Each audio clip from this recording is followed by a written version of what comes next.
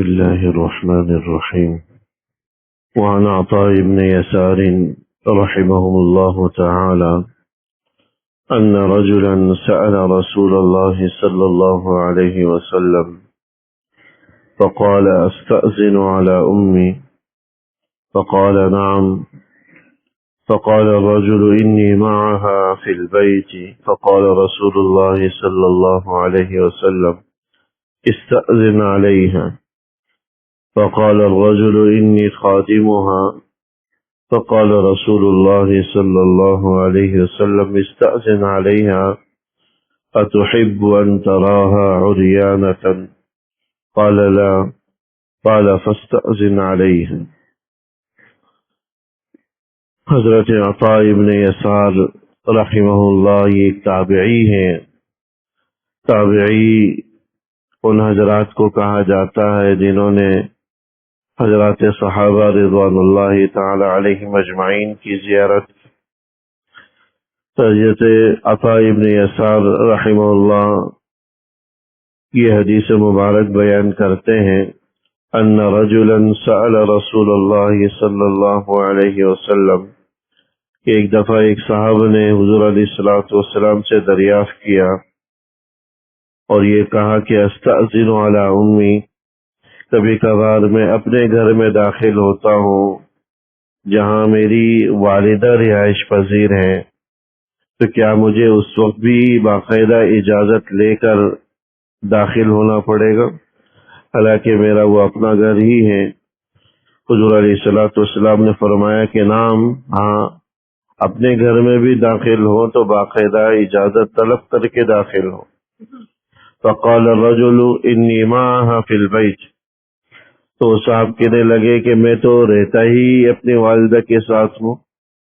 اسی گھر میں اپنی والدہ کے ساتھ ہی رہتا ہوں، یعنی وہ میرا تو اپنا گھر ہے، میری رہائش بھی وہی ہے، ایسا نہیں ہے کہ میری رہائش الگ ہو اور میں صرف ملنے جا رہا ہوں، ایسا بھی نہیں، میں تو اپنی والدہ کے ساتھ اسی گھر میں ہی رہتا ہوں، تو کیا پھر بھی اجازت طلب کروں؟ حضور علیہ الصلوۃ والسلام نے فرمایا کہ استأذن علیہا، ہاں اجازت طلب کرو، پھر بھی اجازت طلب کر کے تم جاؤ۔ فقال الرجل انی خادمها، اس پر وہ صاحب کہنے لگے کہ میں تو اپنی والدہ کی خدمت کرتا ہوں، میں تو ایک طرح سے خادم کے طور پر اپنی والدہ کے ساتھ رہتا ہوں،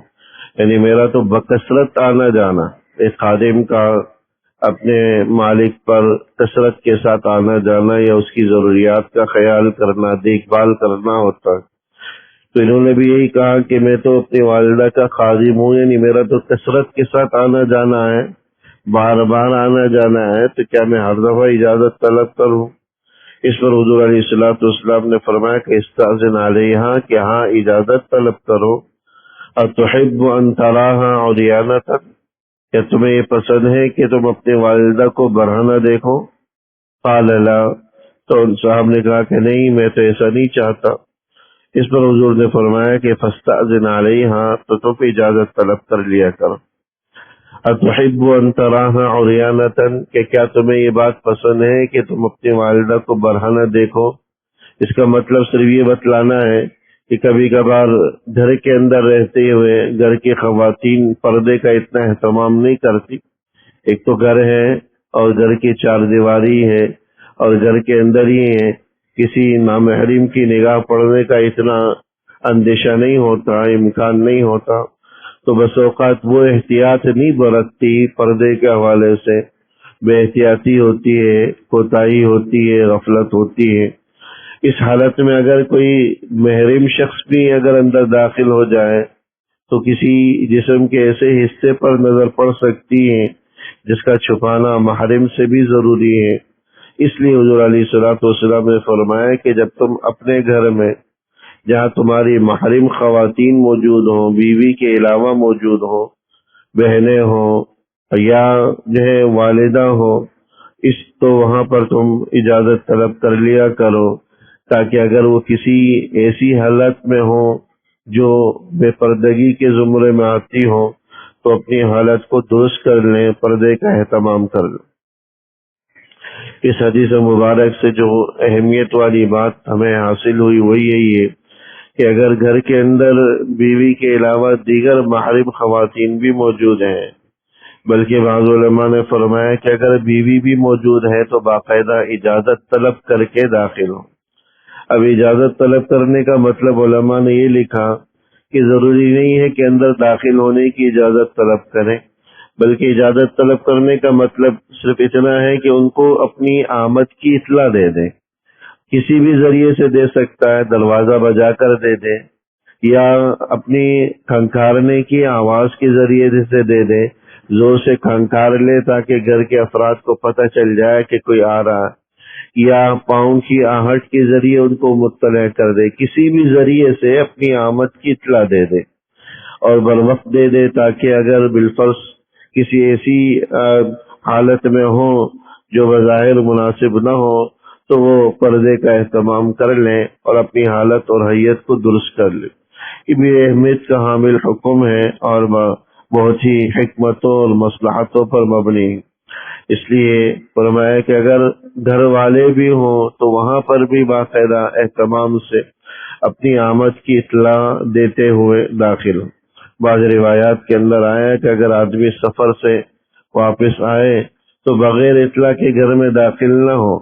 پہلے اپنی آمد کی اطلاع دے پھر گھر میں داخل ہو۔ ایسا نہ ہو کہ گھر والوں کو اس حالت میں پائے جس حالت میں پانا اسے پسند نہ ہو، تو اس لیے یا یہ کہ وہ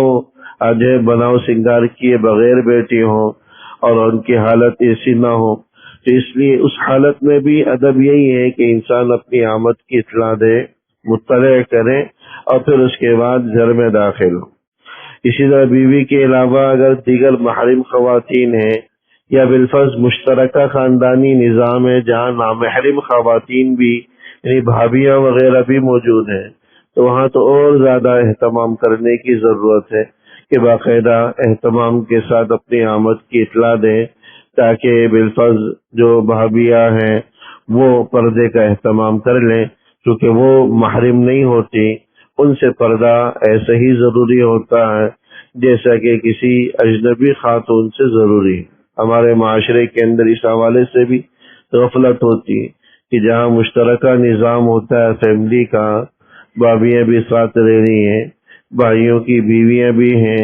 تو وہاں آدمی بس اوقات پردے کا اہتمام نہیں کرتا، حالانکہ وہاں پر بھی پردے کے اہتمام کی اشد ضرورت۔ تو وہ بھابی تو ہے لیکن محرم نہیں ہے، پردہ ان سے بھی ضروری ہے، پردہ ان سے بھی ضروری ہے۔ اسی طرح چچیاں ہیں، اگر چچی رہتی ہے یا جو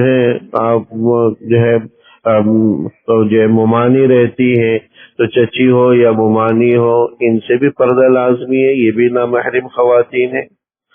یہ بھی نامحرم خواتین ہیں، ان سے بھی پردے کا اہتمام ضروری ہے۔ اسی طرح اگر جو ہے ازنے ہیں مشترکہ نظام کے اندر، چچاؤں کی اولادیں بھی ہیں تو وہ بھی نامحرم ہیں، وہاں پر بھی پردے کا اہتمام کرنے کی ضرورت ہے۔ اگرچہ علماء نے یہ بات لکھی کہ یہاں مشترکہ نظام ہو تو پردے کا حکم تو ہوتا ہے، لیکن وہ پردہ ایک بڑی اوڑھنی یا بڑی چادر کے ذریعے حاصل ہو سکتا ہے، ضروری نہیں ہے کہ وہاں پر مکمل برقعے میں بیٹھے، ایک بڑی اوڑھنی لے لیں، بڑی چادر لے لیں اور اس کا اہتمام کر لیں تو اس سے بھی پردہ حاصل ہو جاتا۔ اس سے یہ پتہ چلا کہ اگر نامحرم خواتین ہیں تو وہاں تو اور زیادہ اہتمام کریں، اور اگر محرم خواتین بیوی کے علاوہ ہیں تو وہاں پر بھی باقاعدہ اپنی آمد کی اطلاع دیں اور خبر دیں، بلکہ گھر والی ہی ہو تب بھی ادب یہی ہے کہ کسی بھی ذریعے سے اپنی آمد کی اطلاع دیں تاکہ اگر کسی ایسی حیت میں ہو جو شوہر کو ناپسند ہو تو اپنی حیت کو، اپنی حالت کو درست کر لیں اور شوہر کو کسی بھی قسم کی ناگواری کا سامنا نہ کرنا پڑے، کسی ایسی حالت کا مشاہدہ نہ کرنا پڑے جو اس کو ناپسند ہے۔ ان آداب کے اندر اللہ جل شانہ نے بڑی حکمتیں، بڑی مصلحتیں رکھی ہیں، ان پر عمل کرنے سے انسان بڑی ناگواری اور بڑی دشواریوں سے بچ جاتا ہے، محفوظ ہو جاتا ہے۔ اللہ جل شانہ عمل کرنے کی توفیق نصیب۔ ربنا تقبل منا انك انت السميع العليم وتب علينا انك انت التواب الرحيم، وصلى الله تعالى على خير خلقه محمد وآله وصحبه اجمعين۔